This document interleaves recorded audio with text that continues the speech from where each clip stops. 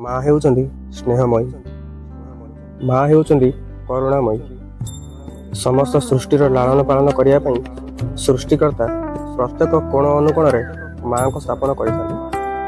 ठीक सेहीपरि ब्रह्मपुर अधिष्ठात्री देवी हेउचंदी माँ बुढ़ी ठाकुराणी।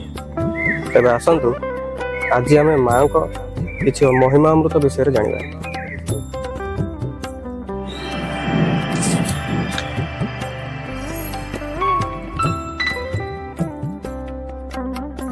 गंजाम जिलार ब्रह्मपुर ठारे अवस्थित माँ बुढ़ी ठाकुराणी भव्य मंदिर।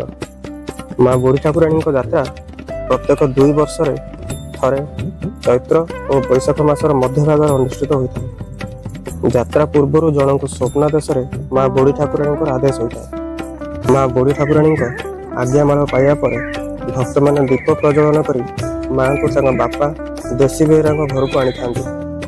3 दिन पर घट स्थापना करा जाए पर माँ नगर भ्रमण करिथाନ୍ତି। किंवदंती अनुसार माँ बुढ़ी ठाकुराणी होउचंदी महुरी राजा इष्ट देवी। जेहेतु माँ ग्राम देवी रूप में पूजा पाउचंदी प्रत्येक दिन अर्धरात्र नगर भ्रमण करती। दिने निशार्धरे जेतेबेले माँ नगर भ्रमण करुथांती सही समय देशी बेहरा नामक जने व्यक्ति तांको घर सम्मुखरे ठिया होइथांती। यह देखि माँ बुढ़ी ठाकुराणी गोटे छोट झीर रूप धारण कले एवं से अर्धरात्र कांदिया लगिले। कांदना शुणी देशी बेहरा आश्चर्य हो गले, भाविले यही समय किए आउ कहीं कांदुची। शेष से चारिपटे खोजा लगिले।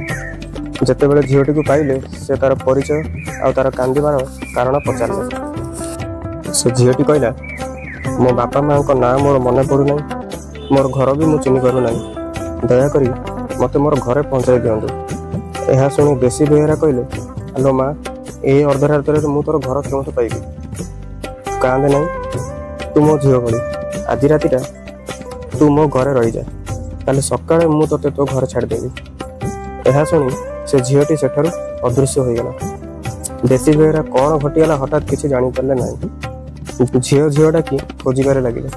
शेष झीटी को न पाई मनार शोई घटी से रहस्यमय घटना विषय भावुता। झीटी को साहाय्य करें निजक निजे निंदा करुता। एसबू भाविया भी से शोई पड़े। से ही रात्रि माँ बुढ़ी ठाकुराणी देशी बेहरा स्वप्न आसिले आउ कहले बापा मु हेउछि ठाकुराणी आउ मु ही से झील रूप दर्शन देती। मु तुम घर को आसिली ना बोली दुख कर ना, मु पूरा तुम झील प्रत्येक 2 वर्ष थरे मु घर को आसबि। तुम मत झील भली लालन पालन कर। प्रत्येक दिन संध्यारे मु नगर भ्रमण करी एवं शेष तुम्हें निजे मत नहीं मो घर छाड़ी आस। तुम देउल जी पूजा कर काली सकाळे से तुम सह देखा कर। परदिन सकाळे जड़े बारिक आसी देशी बेहरा को डाकिला। देशी बेहरा बाहर को आसी कौन है बोली पचारे से बारिक कहले काली राति 9 पाहुणु गोटे झील आसी मत कहले मो बापा देशी बेहरा क्षीर हे बोली तुमको डाकुचंदी तेणु मु आसी। यह शुणी देशी बेहरा जानीगले माँ राति स्वप्न जहाँ सब कहते ताहा सब अक्षर अक्षर सत हो। से बारिक ही माँ पूजारी है। से दिन ठारू देशी बेहरा माँ देउल स्थापना कर बारिक को पूजारी रूप में नियोजित कले।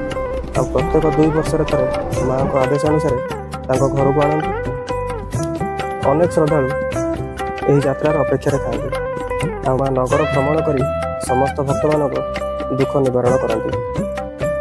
यह थिला माँ बुढ़ी ठाकुराणी किंवदंती।